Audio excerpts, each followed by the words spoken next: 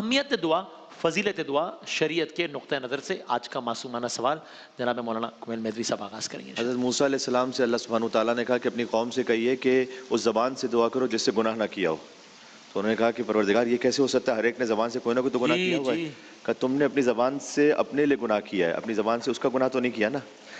اس کا مطلب یہ ہے کہ جب تم کسی اور کے لیے دعا کر رہے ہو اچھا تو اس کے لیے اس زبان سے دعا ہو رہی ہے جس سے اس نے گناہ نہیں کیا ہوا۔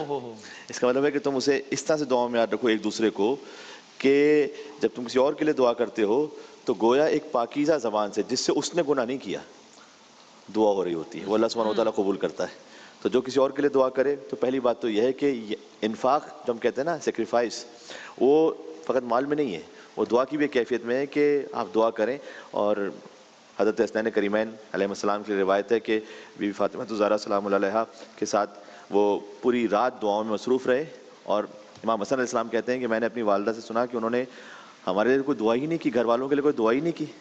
جب فجر کی اذان ہو گئی تو میں نے پوچھا کہ آپ نے کوئی دعا ہمارے لیے نہیں کی؟ کل جار سمت دار، پہلے پڑوس پھر گھر۔ تو انہوں نے دعا کی اہل مدینہ میں سے ہر ایک کے لیے، بس اپنے لیے نہیں کی۔ تو یہ ایک درس تھا، سکھلانے کا انداز تھا۔ تو ایک تو بات یہ کہ دعا میں کیفیت ہے۔